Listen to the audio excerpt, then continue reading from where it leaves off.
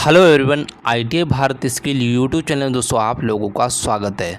तो दोस्तों आज जो हमारी क्लास बहुत ही इम्पोर्टेंट होने वाली है ITI फर्स्ट ईयर वाले सभी ट्रेड के लिए, ठीक है, जो कि इलेक्ट्रिकल और मैकेनिकल में आते हैं। और ये हमारा WCS CBT पेपर के क्वेश्चंस हैं जो कि 2023 में जो क्वेश्चंस पूछे गए हैं उन्हीं का हम एनालिसिस करेंगे। और 2024 में 101% यहाँ से क्वेश्चन आपके देखने के लिए मिलेंगे। तो जो इम्पोर्टेंट क्वेश्चन है उसका हम विधिवत तरीके से आपको सोल्यूशन करवा रहे हैं प्रीवियस ईयर का। और इसके बाद आपको जितने भी क्वेश्चंस हैं निमी पैटर्न के उनका भी हम सोल्यूशन अच्छे से करवाने वाले हैं। एग्ज़ाम से पहले आपको पूरा कंप्लीट करवा देंगे, ठीक है। वीडियो के एंड तक बने रहिएगा, इसके मत करना।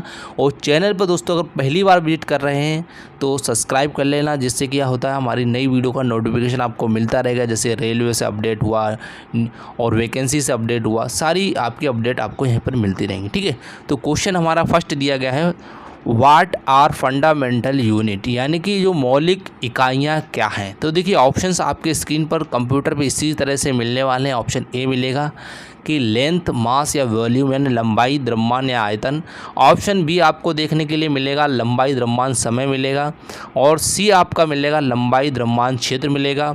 ऑप्शन डी हमारा मिलेगा लंबाई, दबाव और आयतन। तो जितने भी साथी वीडियो देख रहे हैं सभी कमेंट करके बताएंगे इसका राइट आंसर क्या होना चाहिए।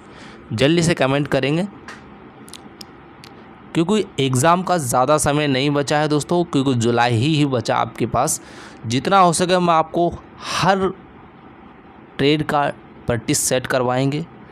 आपको केवल आंसर देना हो, जिससे कि आपका कितना प्रैक्टिस हुआ है, कितना आपको क्वेश्चन से याद है, ठीक है।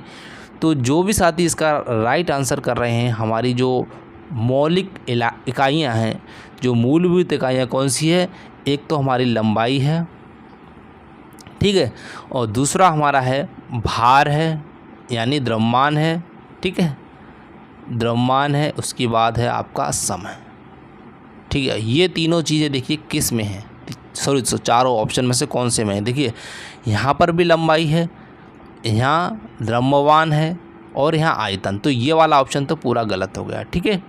अगला क्वेश्चन देखिए, यहाँ पर देखिए लंबाई दिया गया हमारा, भार मतलब होता है द्रव्यमान, ये भी सही है, और समय। यहाँ तीनों चीज़ें हमें यहाँ पर मिल रही हैं, यानी हमारा जो राइट आंसर कौन सा होगा, ऑप्शन नंबर बी आपका यहाँ राइट हो जाएगा, ठीक है।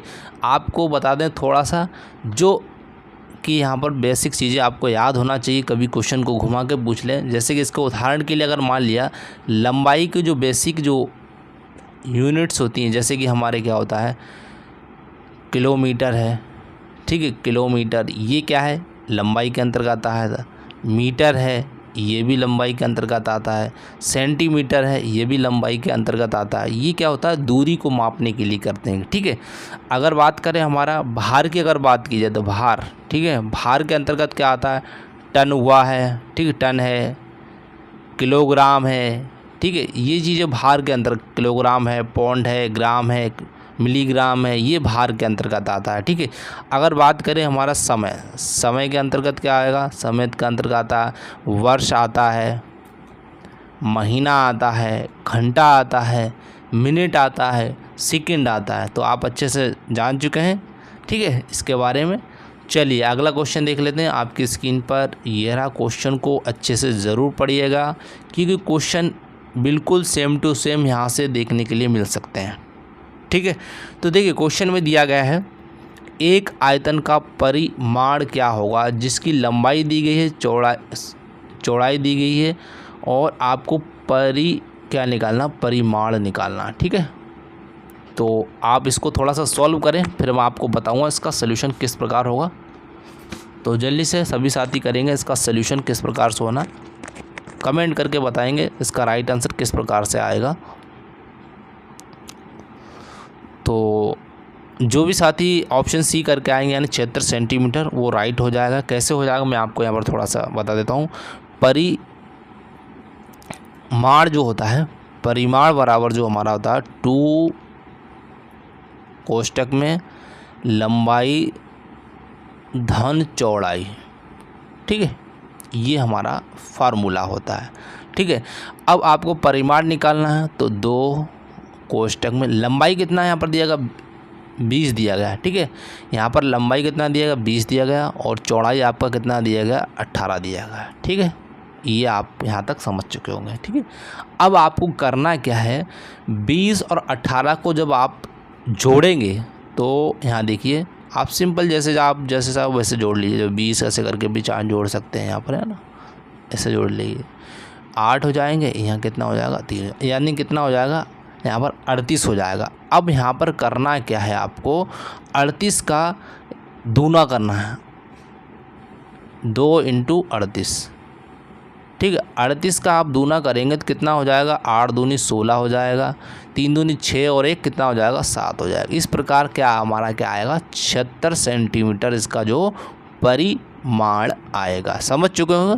ठीक है, इस तरह का कोई भी क्वेश्चन आ जाए, यही नहीं कि ये नंबर दिए गए हैं यही वाला 20 18 दिया गया, तो अगर किसी भी यहाँ पर दूसरा चेंज कर दे तो फार्मूला यही रहेगा, बस मेथड वही रहेगा, बस आपको थोड़ा सा सोल्यूशन करना पड़ेगा। ठीक है, चलिए अगला क्वेश्चन देख लेते हैं।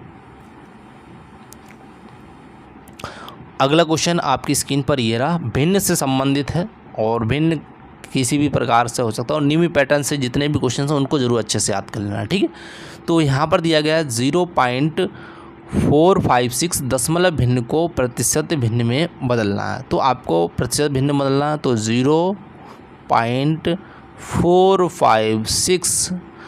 ठीक है, अब आपको करना क्या है, यहाँ पर 0.456 का यहाँ पर दशमलव हटाएंगे तो कितने दशमलव के बाद कितने एक के आगे कितने जीरो लग जाएंगे, जितने दशमलव के बाद क्या है अंक है 1 2 3।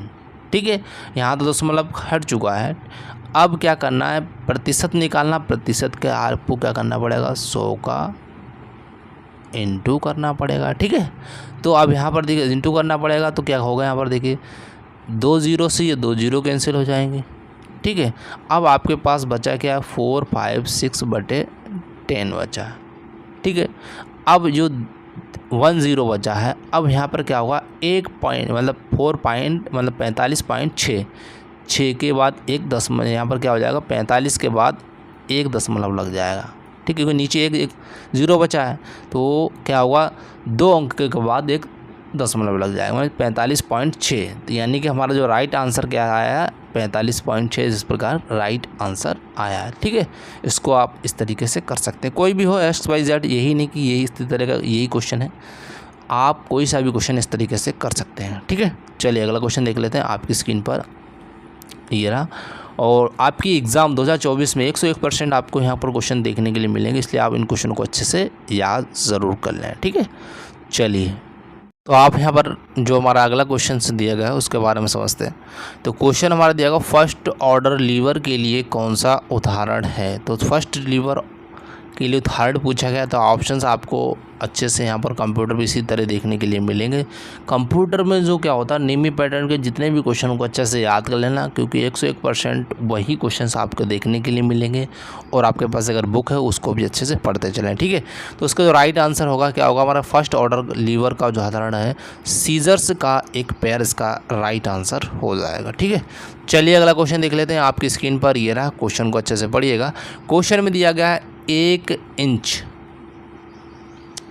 में कितने मिलीमीटर होते हैं। तो कितने मिलीमीटर हैं, 25.4 मिलीमीटर होते हैं। तो उसका जो राइट आंसर वो हमारा क्या होगा, ऑप्शन नंबर डी।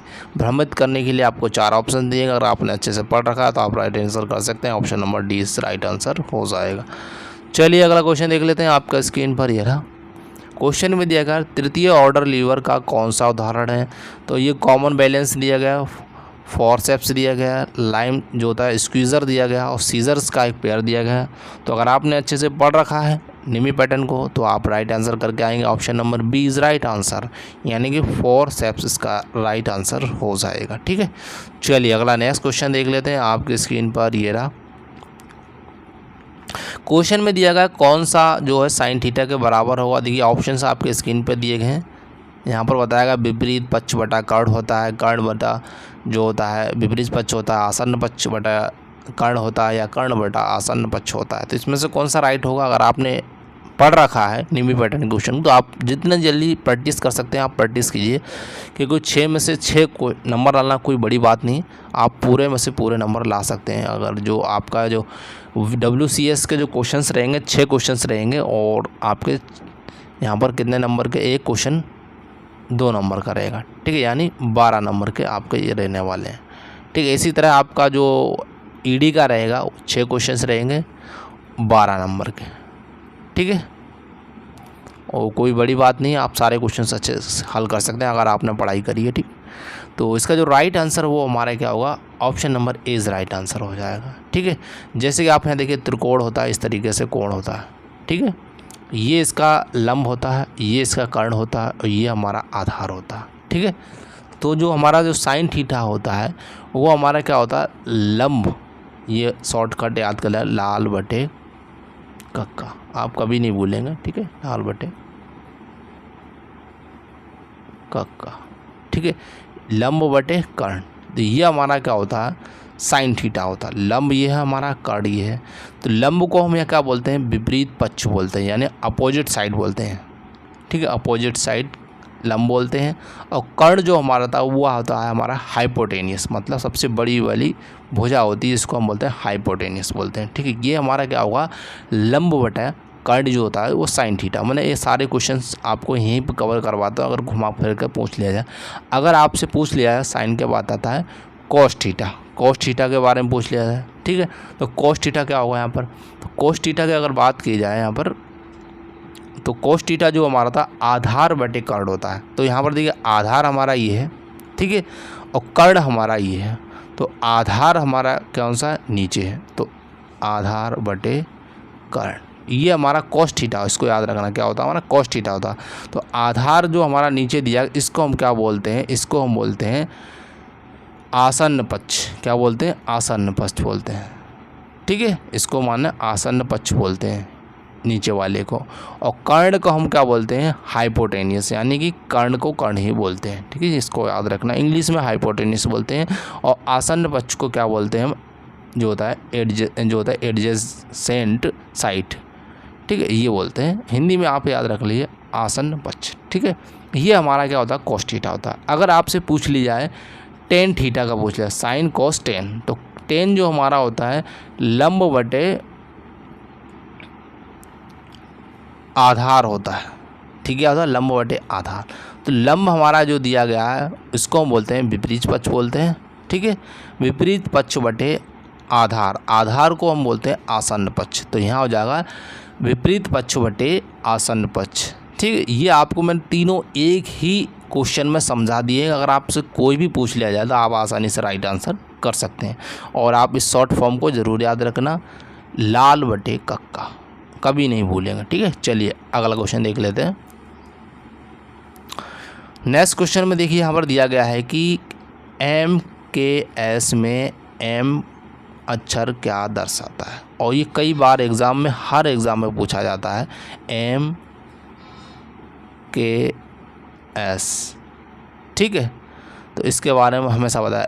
M जो हमारा दोस्तों अगर बात की जाए, ये हमें मीटर को दर्शाता है, किसको, मीटर को। K जो हमारा तो है किलोमीटर को दर्शाता है। S जो हमारा है किसको, समय यानी सेकंड को दर्शाता है। ये चीज़ें आप याद रखना, ठीक है, अगर आपसे पूछ लिया जाए। तो इसका जो राइट आंसर क्या होगा, option number D is right answer हो जाएगा। तो मिलते हैं नेक्स्ट क्वेश्चन के साथ नई वीडियो में। तो thank you for watching this video. जय हिंद, जय भारत।